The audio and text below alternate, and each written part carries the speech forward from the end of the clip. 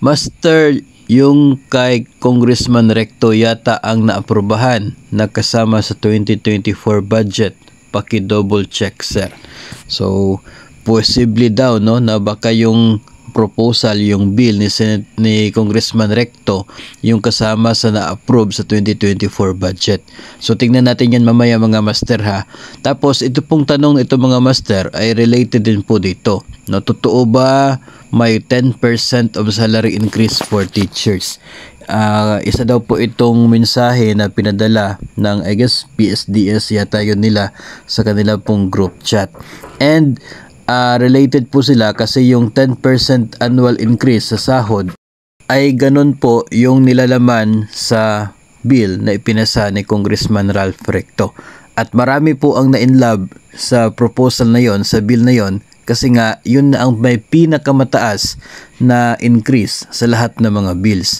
So tiningnan po natin itong House Bill number 8081 sa House of Representatives na website at yung kanya pong status as of now pending with the Committee on Appropriations since May 17, 2023. Yan po yung estado sa House Bill number 8081 ni Congressman Ralph Recto na siya pong pinakagustong-gusto na salary schedule ng mga civilian personnel ng gobyerno kasi nga dahil doon sa 10% every year na increase sa sahod.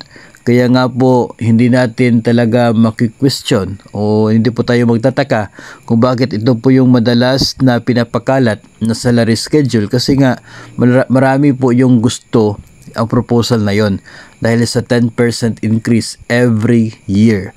No, from 27,000 magiging 29,700 by 2024. Yun po ang laman ng House Bill na ito. And hindi po siya kasali doon sa budget sa 2024. Kasi nga yung bill na ito ay pending with the Committee on Appropriations mula pa po noong May 17 hanggang sa kasalukuyan.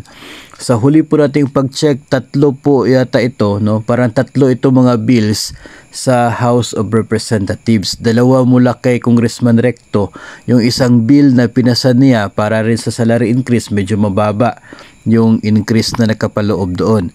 Yung isang bill naman ay galing kang Congresswoman Migs Nograles. Medyo mababa rin yung proposal na halaga ng increase.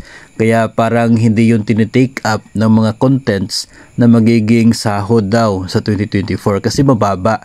Itong House Bill 8081 pinakamataas yung halaga ng increase. Kaya ito palagi natin nakikita na kumakalat na salary schedule. Pero as I said nga, ito ay pending pa kaya malabong-malabo na dito nakapattern yung increase for 2024 na kasama sa na-approve sa annual budget.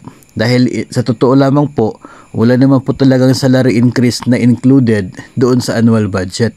Ang meron po ay yung 16.9 billion na nakaset aside no ng DBM para po sa miscellaneous personnel fund, parang ganun na yung term niya, na which is pwedeng gamitin for salary increase. No, yun po yung halagang yun.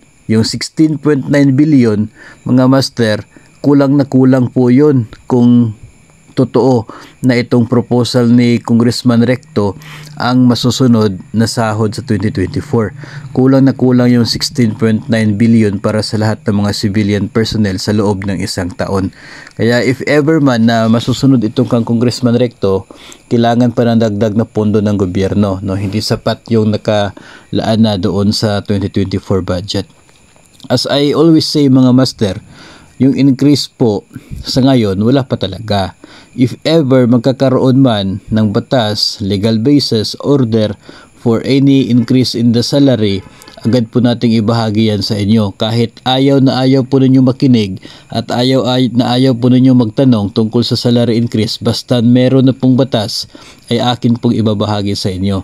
No, so promise po yun. No, kaya sa ngayon ay lagi nating sinasagot talaga na wala pa.